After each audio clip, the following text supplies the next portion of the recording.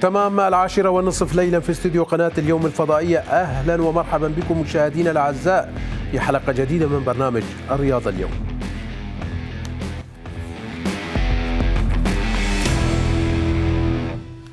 حسم أهلي حلب قمة الأسبوع 23 من الدوري السوري الممتاز لصالحه بالفوز على مضيفي تشرين بهدفين مقابل هدف واحد في المباراة المنقولة اتحاديا إلى ملعب حماة البلدي.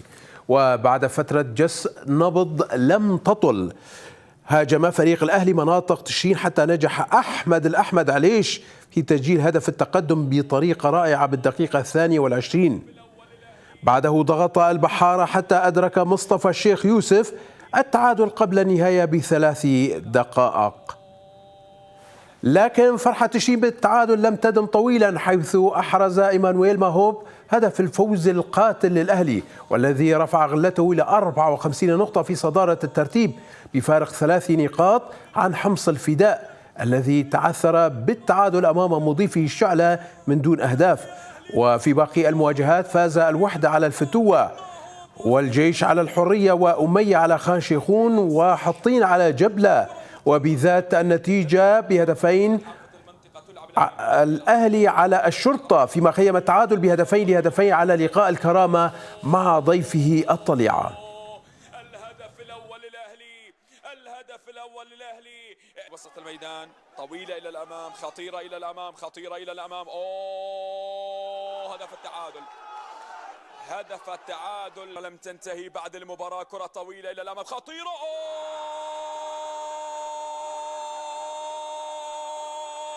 لم تنتهي بعد المباراة، لم تنتهي بعد المباراة.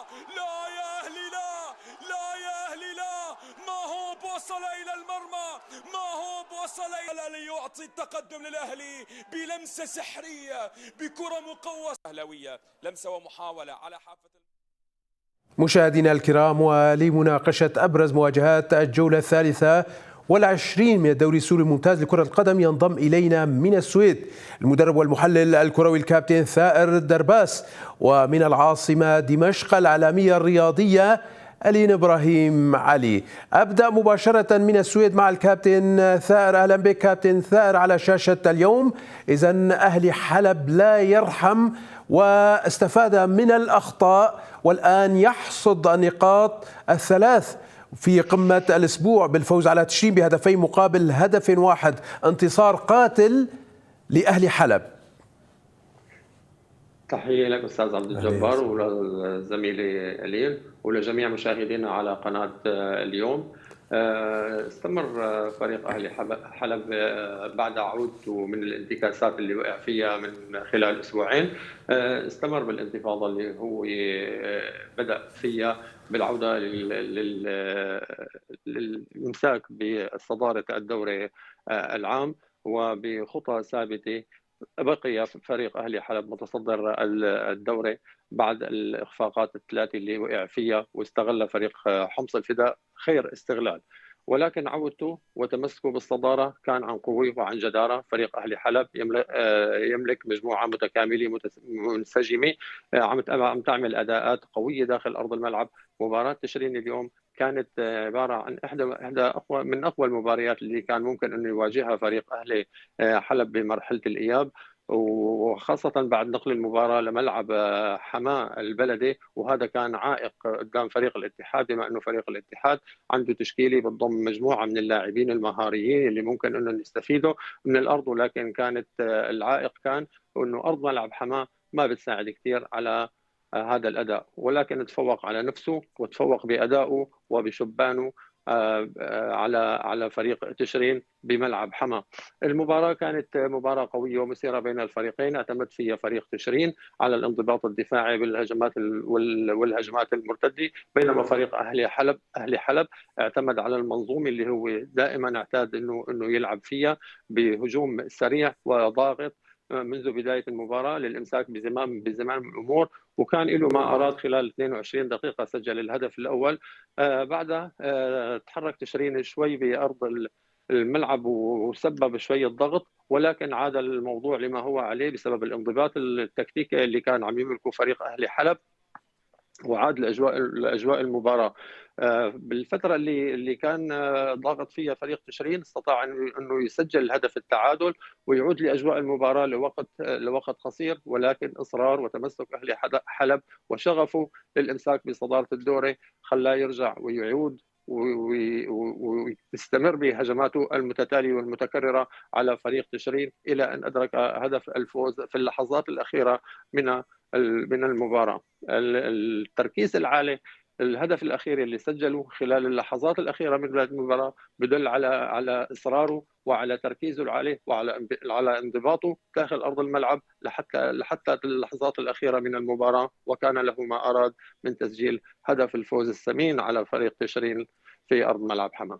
نعم فعلا نقاط ثلاثة ثمينة جدا وفي وقت حاسم من مراحل الدوري. أتحول الآن إلى دمشق، تنضم إلينا الإعلامية الرياضية ألين إبراهيم علي. أهلا بك ألين على شاشة اليوم. إذن نقاط غالية لأهل حلب الذي استفاد يبدو من الدروس السابقة. مساء الخير استاذ عبد الرحمن، مساء الخير متابعين قناه اليوم.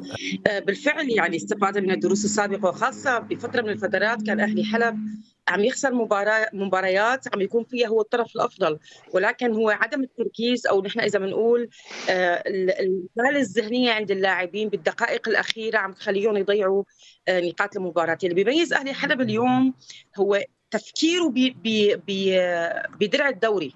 يعني اليوم شفنا نحن بعد تلقي هدف التعادل الفريق كأنه بلش من نقطة صفر ومن بداية المباراة، يعني ما بتحس أنه هو أكل هدف بتوقيت مثلا ممكن صعب تعويضه، ولكن نحن شفناه اليوم عم يرجع بشكل سريع، عم يرجع يحاول أنه يعزز التقدم، والهدف اللي صار باخر يعني باخر ثواني للمباراه بخلينا نحن نشوف انه ليش نحن بنرشح اهلي حلب حتى يكون احد المنافسين، رغم اني انا سابقا قلت انه لسه ما انتهى شيء، ولكن اليوم لما بتشوف عقليه اللاعبين لاخر ثانيه تركيز عالي عم يحاولوا انه هن ياخذوا نقاط المباراه، هذا دليل انه هن عم يفكروا بدرع الدوري بشكل حقيقي. نعم، هل نقل المباراة ألين له دور في فوز أهل حلب أم يعني الموضوع هو سواء كان في اللاذقية أو في حما؟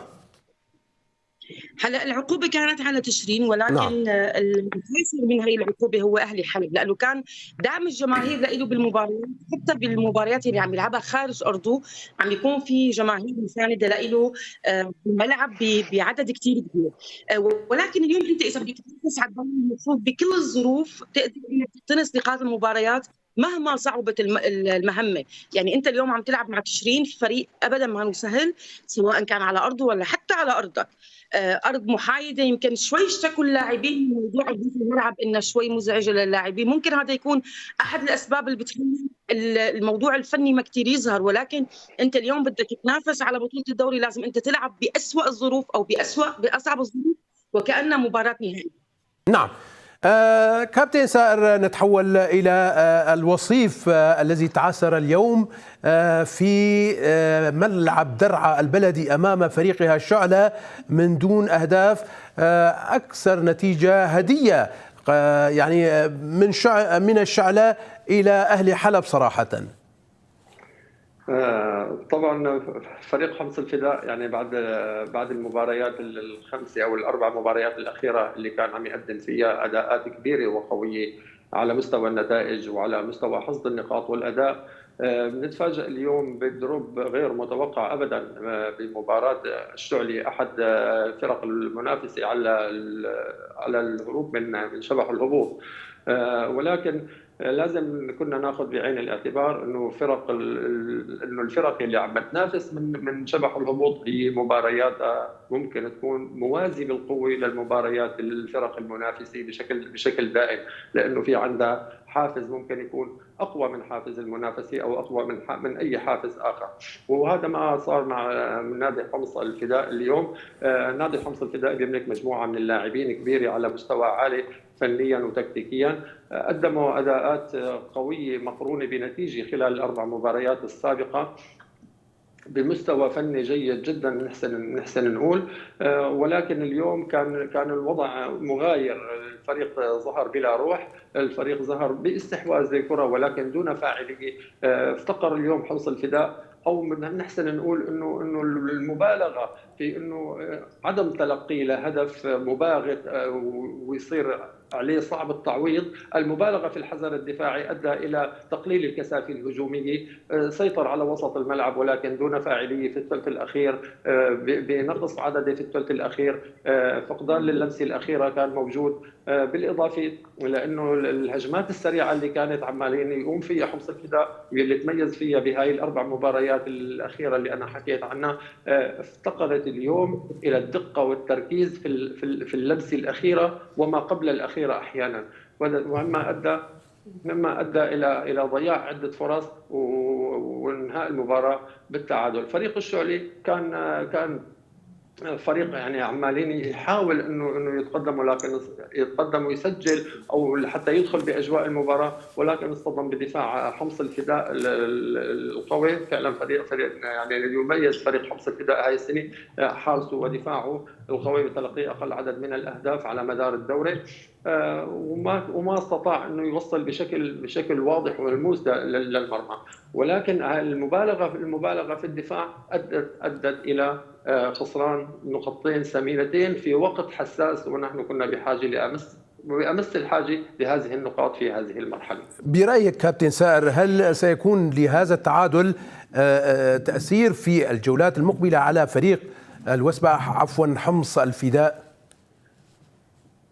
كل مباراة الفرق الثلاثة، الفريق الوحدي وفريق أهلي حلب وفريق حمص الفداء حاليا عم يلعبوا مباريات نهائية في كل مباراة من مباريات الدوري، والفريق الأقل خسرة للنقاط هو اللي راح يفوز بالدوري، مو الفريق اللي يضل عم يربح. هن ثلاثة مؤهلين انهم يضلوا عم يفوزوا، وربما تكون في أرجحية في بعض المباريات لفريق على فريق، ولكن اللي بيكون الحسبة عنده افضل هو اللي راح يستمر وهو راح يحصد بطوله الدوري لهذا العام. نعم. الفريق ايضا فريق الوحده بيمتلك ميزه عن الفريقين الاخرين، انه عنده كم مباريات اكبر على ارضه بين جماهيره اكثر من حمص الفداء وفريق اهلي حلب. نعم. على ذكر الوحده فاز على الفتوة بهدفين مقابل شيء. الوحده يواصل الضغط رغم الفارق الواسع بينه وبين المتصدر وحتى الوصيف، لكنه لا يستسلم. الوحده يسجل انتصار في ملعبه على الفتوة بهدفين. إذا بتتذكر أستاذ عبد الجبار سابقا أنا حكيت مع حضرتك بالبرنامج إنه الوحدة حيكون بمرحلة الإياب منافس شرس على بطولة الدوري. كان حيستفيد من المباريات اللي بده يلعبها على ارضه، وخصوصا مباراته مع حمص الفداء واهلي حلب، وهن المنافسين المباشرين على بطوله الدوري. الاكثر المستفيدين من نتائج هذه المرحله هو فريق الوحده، خصوصا بعد تعادل حمص الفداء بطريقه غريبه صراحه مع فريق الشعلة. صح اهلي حلب اليوم فاز، ولكن انا من وجهه نظري زاد الضغط عليه، لانه صار هلا حمص الفداء بده يعوض نتيجه التعادل اليوم، او اذا نحن بنقول تعادل خاسر كان بده يعوضها بالمباراة الجاي، وبالتالي ما راح يفرط بأي نقطة. والوحدة اللي صار عنده أمل إنه هو ينافس على بطولة الدوري، فأنا بشوف إنه الوحدة وضع نفسه اليوم بمكان المنافس المباشر على بطولة الدوري، رغم إنه في بيناتهم نقاط. ولكن اليوم إذا نحن بنفكر بمباريات الوحدة اللي جاي اليوم، إذا بدنا نعمل حساب نقاط، إذا الوحدة فاز كل مبارياته بمرحلة الإياب فهو راح يكون بطل الدوري. وهي النقطة كثير مهمة، إنه يكون فيها تحضير ذهني من الكادر، ومثل ما بيقولوا نفس طويل عند اللاعبين، بكل مباراة كيف يقدروا ياخذوها بأقل المجهود، لأنه أنت اليوم عندك ضغط مباريات. الفريق اللي بده يكون عنده عامل بدني وذهني أفضل هو الفريق اللي راح يفوز، ما في أي شك. نعم. يعني برأيك هل الوحدة قادر على المواصلة على نفس النسق؟ وطبعا تعلمين الدوري بحاجة لنفس طويل جدا. تماما، هذا الشيء اللي ذكرته. الوحده دائما كان يعني مثل ما بيقولوا بيستفيد من موضوع الجمهور، ويعني عامل مهم عند فريق الوحده، خصوصا هي السنه صار في التفاف جماهيري كبير على الفريق كان بيقدم نتائج ايجابيه، حتى بالفترات اللي كانت نتائج الوحده غير جيده كان في دعم جماهيري له. مطلوب اليوم من فريق الوحده انه يكون متماسك بكل مباراه، يستفيد من عامل الارض والجمهور، وما ينظر لنتائج الفرق الثانيه. مثل ما قلت لك اليوم اذا فايز كل مبارياته فهو بطل الدوري. فاليوم انت اذا بدك تربح الدوري بدك تفكر بنفسك بس. انا اليوم حسيت حمص الفداء بمباراه الشعله ما كان تركيزه بارض الملعب، يعني انا هيك تحليلي، يعني بحس انه هو خايف عم يفكر بنتيجه اهلي حلب، هيك انا شفته، لانه الموضوع الذهني عند لاعبين الوثبه اليوم او حمص الفداء كان غائب كليا عن المباراه. اليوم انت ما عم تقدر تسجل، عم تدور كره بشكل كثير كبير، غير مفهوم الطريقه اللي كان عم يلعب فيها اليوم، ما في حافز عنده للفوز. وبالتالي انت بتشوف اليوم انه مباراه وحده من هذا النوع انك انت تفرط فيها، فانت حتصير بعيد كثير عن منافسه على بطوله الدوري. بتمنى انه اليوم الفرق المقدمه، ما راح انا اقول الكرامه يعني مركز رابع وبعيد عن المنافسه، الفرق الثلاثه الاولى اللي هي اهلي حلب وحمص الفداء والوحده، انه يفكروا بمبارياتهم يلي بدهم يلعبوها. بكره انا عندي مباراه تركيز الكامل كمباراه نهائيه انا بدي العبها، بحيث اني انا اضمن النقاط وما اخسر اي جهود اللاعبين مثلا بحاله طرد بعامل الذهني مثل ما بيقولوا طولة البال بالمباراه. فهذا العامل كثير مهم لازم يكون موجود عند الوحده لحتى يقدر يكون منافس على بطوله الدوري بالمباراه الجايه. نعم. كابتن سائر، أيضا مثلما أهدر يعني التعادلان اليوم الوحيدان في ملاعب الجولة 23 كان لقطبي فريقي حمص الفداء والكرامة. الكرامة أيضا تعثر أمام الطليعة بهدفين. فريق الكرامي وفريق الطليعة، على أول شيء نبدأ بفريق الطليعة. جميع المباريات اللي عم يخوضها فريق الطليعة هذا الموسم عم تكون مباريات جيدة جدا من ناحية المستوى الفني بالنسبة له كفريق، بغض النظر عن الفريق الآخر عم يقدم مستوى ثابت، عم يفوز ببعض المباريات ويخسر ببعض المباريات الأخرى، ولكن على مدار الدوري عم يقدم مستوى ثابت ومتماسك، وعم يقدم فريق قوي، عم يكون ند لجميع الفرق اللي لعب معاها، اللي كان بأرضه أو كان خارج أرضه، عنده أسلوبه وعنده شخصيته، عم ينزل على الأرض الملعب يأديهم. ربما بعض الأحيان الظروف ما عم تخدمه بتحقيق الفوز على مرات متتالية ومتتابعة ليكون أحد الفرق المنافسة، ولكن عم بحكي على المستوى الفني عم يكون ثابت خلال المدى. بالنسبة لفريق الكرامي، فريق الكرامي دخل بمرحلة الإياب ب7 انتصارات وتعادل، وعاد بقوة إلى واجهة المنافسة وأصبح من الأربعة الأوائل،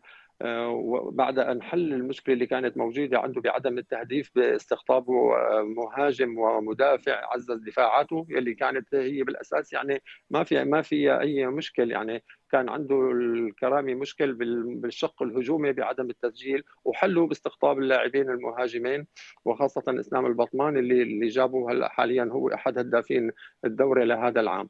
ولكن بيحدث أحيانا مباريات بيكون فيها التهديف ما هو كل شيء، لأنه أنا وقت بدي استقبل أهداف أنا بالدرجة الأولى ما بدي استقبل أهداف، أنا بدي أسجل لحتى لي يكون فائز.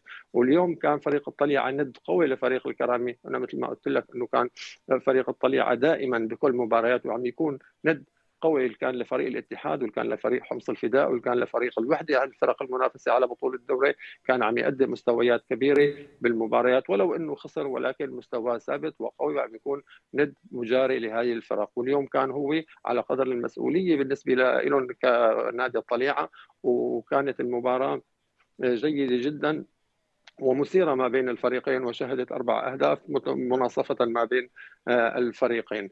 ومش عم نقول يعني هارد لك للفريقين أو مبروك للفريقين على النقطة اللي استحوذوا. تعادل عادل برأيك كابتن؟ يعني أنا برأيي أنه تعادل عادل، يعني والفريقين غير يعني ما عندهم طموح. فريقين بالوسط يعدوا حاليا، لأنه فريق الكرامي ابتعد عن المنافسة بشكل بعدد كبير من النقاط، وفريق الطليعة فريق بالمنتصف يعني لأنه مهدد بالهبوط ولا عنده أمل بالمنافسة أيضا. فعلا الفريقان مرتاحان صراحة على جدول الترتيب. ألين، نتحول إلى الساحل الجميل وفيها خسر جبلة في ملعبه أمام حطين. ماذا يجري لفريق جبلة العريق؟ يخسر مرة أخرى ويبقى في المناطق المهددة بالهبوط إلى الدرجة الأولى.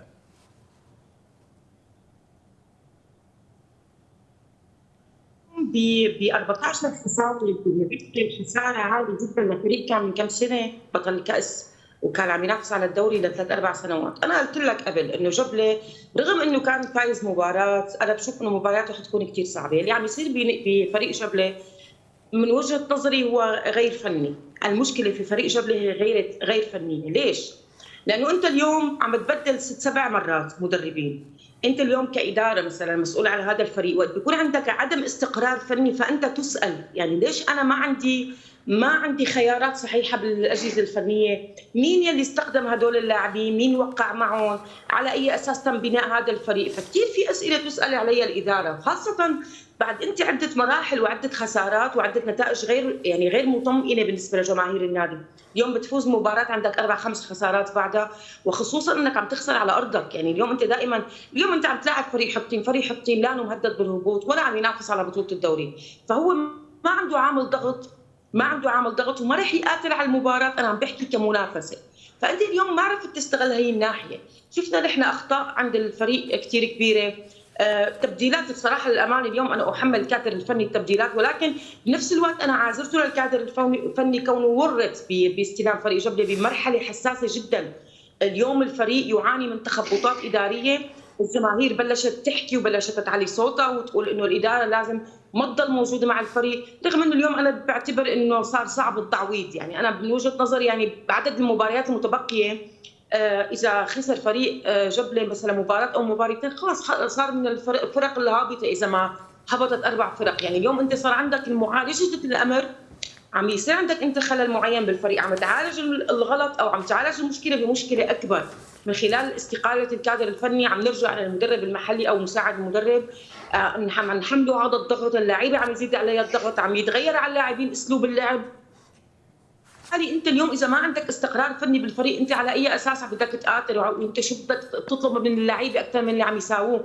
هلا ممكن يكونوا بيتحملوا مسؤوليه فرديه ولكن هذا جزء من قدر، ولكن المنظومه بشكل عام غير مطمئنه لجماهير النادي. ومن وجهه نظري اليوم يحتاج فريق جبله لمعجزه حقيقيه. نعم فعلا جبلة العريق يعاني قبل عدة جولات من نهاية الموسم وبحاجة إلى تكاتف جميع أنصاره حتى يستعيد لقه ويبقى ويثبت أقدامه هذا الموسم على الأقل في الدرجة الممتازة. كابتن سائر، في حلب وبعد سلسلة من النتائج الإيجابية والقوية الحرية يخسر المباراة الثانية تواليا هذه المرة أمام الجيش. فريق الحرية يعني أنا كنت بتابعهم، فريق الحرية وفريق أهلي حلب من وقت كانوا فرق بالشباب، وطالعوا مجموعة من المواهب اعتمدوا عليها بنادي الحرية نفسه، أنشأوا مجموعة من المواهب على خطى نادي الاتحاد، عم يقدموا مستويات جيدة. ولكن اللي حدث معهم هذا العام انه عدم الاستقرار الفني اللي صار. انا في نقطة بدي انوه عليها قالت عليها زميلي، انه نحن 16 فريق بالدوري، من اصل ال 16 13 فريق مبدل مدربين، وفي انديه مبدله اكثر من مره، يعني في انديه مبدله مرتين وثلاثه واربع مدربين. هاي نقطة كثير مهمة بالمستوى الفني اللي عم يقدمه. بنرجع لمباراة فريق الحرية عم يقدم مباريات خلال المرحلة الأخيرة مع الكادر الفني الجديد، عم يقدم مباريات قوية، عنده مجموعة من المواهب، دعمهم بأجنبيين وبالإضافة لحارس مرمى متمكن، فأصبح فريق عم ياخذ مراده من المباريات المذكورة.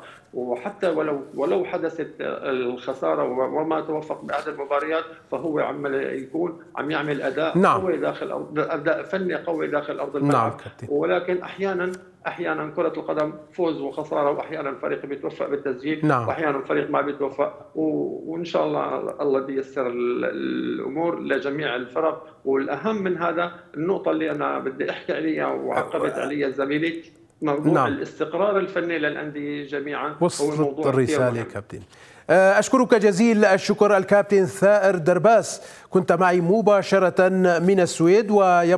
وأيضا أشكر الإعلامية الرياضية أليم إبراهيم علي من العاصمة دمشق. ويبقى الشكر لكم مشاهدينا الكرام وطيب المتابعة، دمتم بخير، إلى اللقاء.